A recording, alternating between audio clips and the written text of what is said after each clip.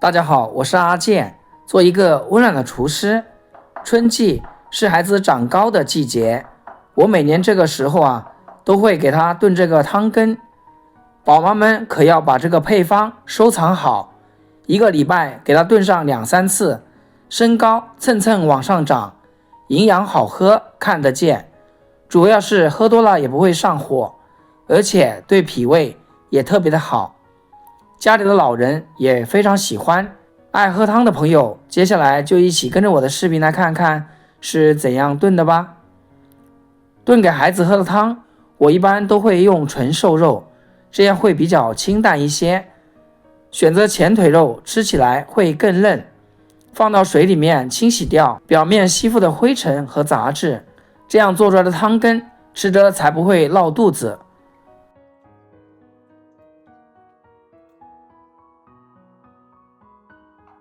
控干水分后放到菜板上，先给它切成薄片，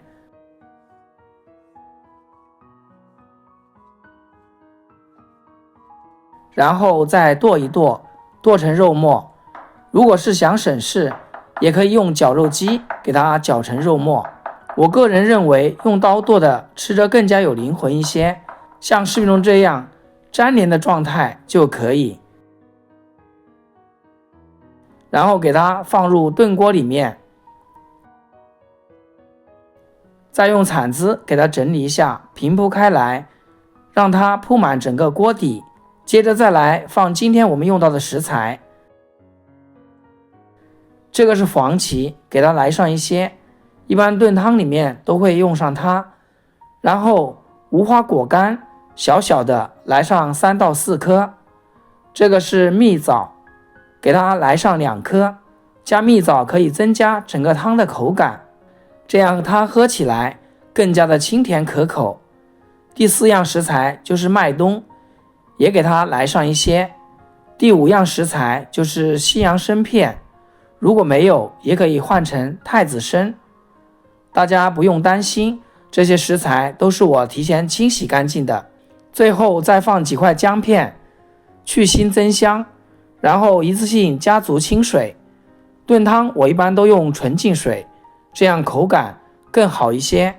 扣上盖子，水开上气计时，大火蒸20分钟。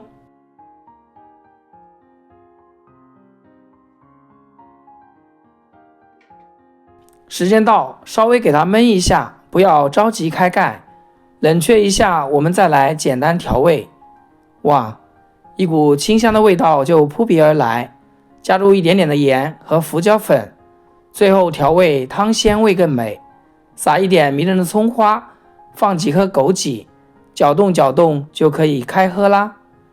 亲爱的朋友们，阿健每天都会分享简单易学的家常美食和生活小技巧。如果觉得今天这个汤还不错，那么就请你给阿健点个 like 或者收藏起来，有空的时候做给家人分享。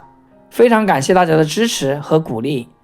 像我这样炖出来的瘦肉汤，肉香味特别的浓郁，鲜甜鲜甜的，喝起来特别的清爽。